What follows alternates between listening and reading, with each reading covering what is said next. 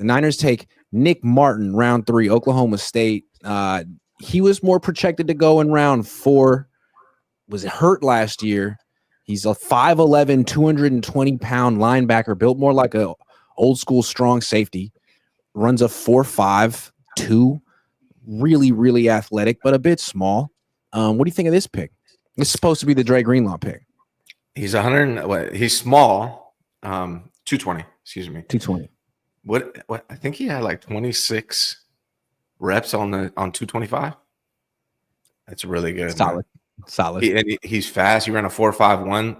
Small dude, but here's how I see it. Like if you look at the total package, you have Fred Warner, and then you got a ridiculously fast D Winters, and now you have a ridiculously fast Nick Martin. You have Malik Mustafa. Nick Martin's like a bigger Malik Mustafa is what his film looks like to me.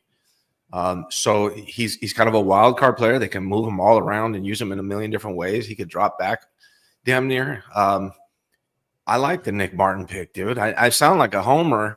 And, Michael, I was a little cautious on last night because the production wasn't there. But I went back and watched film last night. So Michael, Alfred, Nick, a lot of people are saying it's a reach. And maybe that's the case. But I think that comes from, your own evaluations. And we'll see how those evaluations turn out.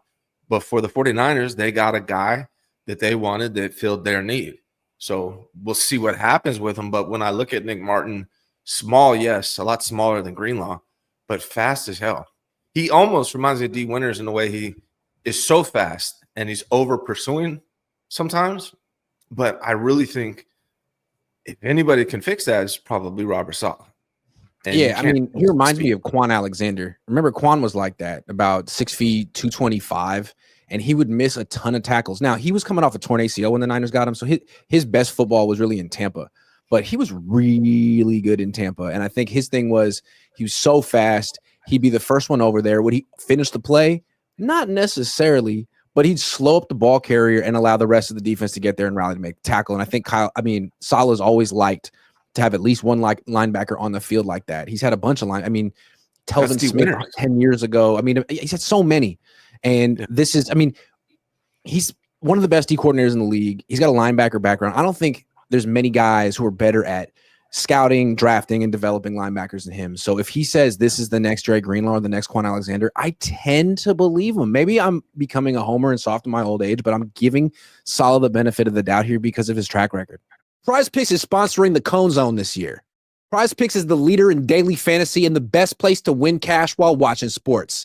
And the best part about the app is it's really easy to use. To create a lineup, all you have to do is pick more or less on a few players' stats.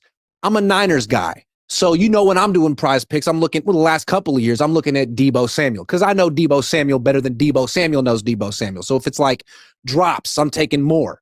Or if it's like punches thrown towards his long snapper on the sideline during the fourth quarter of a game the 49ers will go on to win, I'm smashing more because I know the 49ers and I'm a PrizePicks guy. Now, maybe they didn't have those exact plays, but they have so many plays that'll make your head spin. And you can play PrizePicks in over 40 states, including California and Texas. Best part about it is the new user offer. PrizePicks will give you $50 when you play your first $5 lineup. So win or lose, you'll get $50 just for playing. That sounds like a win to me. Use promo code COHN, COHN, to claim your $50 today. Tell them Grant sent you. Well, when it comes to, you're being fair. I think I'm being fair at this moment. Like, I don't think we're being homers necessarily. We don't know what's going to happen with these guys. But what we do know is the Niners tend to do pretty damn good with linebacker. We know Robert Saleh used to be a linebacker, used to coach linebackers, has done a fantastic job with linebackers in the past, and he's a great coordinator. And when I watch the tape, these guys are fast. They're athletes. They're strong dudes, and they're hard hitters. So like all of that sounds great. Again, we got to see it play out and see if they reach that potential and if they know what they're talking about. But I like the approach, right? They solidified an entire side of the defensive line with their first 2 picks. Then they beefed up the second tier. Fred Warner, D Winters is fast. D Winters and this guy are very similar. They're both speedy as hell. So if Saleh can just get him a little bit better with the intuition and anticipation and not over pursuing, I mean, you can have some serious talent here. So I'm not sorry. I like the pick. It's going to be really tough to run the ball on the 49ers next season. You got Nick Bosa, Jordan Elliott or Evan Anderson, whoever wins that job, Alfred Collins, Mykel Williams, Fred Warner, Nick Martin, D Winters.